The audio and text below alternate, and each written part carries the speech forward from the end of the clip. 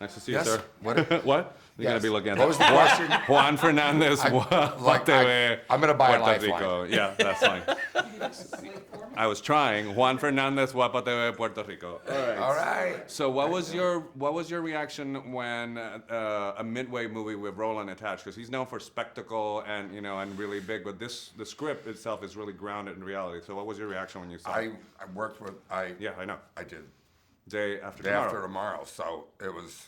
I didn't even have to look at anything. It was Roland Emmerich doing Midway. So yes, That's it. No matter what the part was. I'll do it. Yeah. If I have to swab the deck, I'll do it.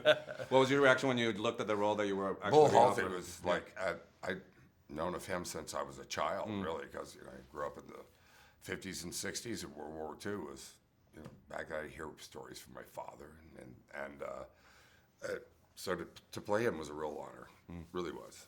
How did you feel with the fact that the challenge of sort of making the side of your story, which is sort of the tactical aspect of it, as exciting as sort of it can't dip, and it doesn't at all. Was that something that you and Roland sort of thought about while you were doing? Well, they had done a lot of work. I mean, Roland had been wanting to tell the story for a long time, and I thought Wes's take, our writer Wes took his take on the film. I loved it. I love the structure of it. I loved how he's balancing all these lives and. That was something that was really fascinating to me. I particularly, Leighton stuck out to me because I loved his.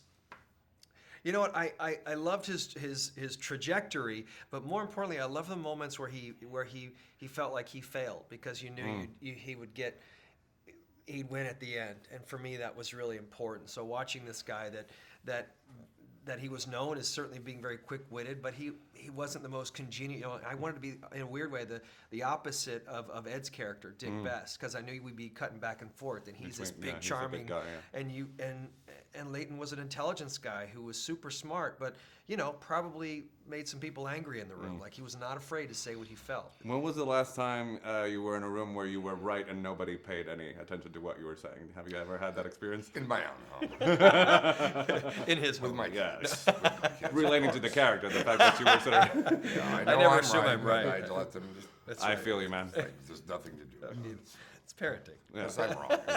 How about, is there, because it's such a sprawling, sort of epic, it wasn't one heroic. There were many heroes and many people who made Midway, the victory of Midway Yeah. happen. Is there a different challenge as an actor when you only have a set amount of time to put the character across? Does that sort of change your process while you only have a few amount of scenes, or is it the same?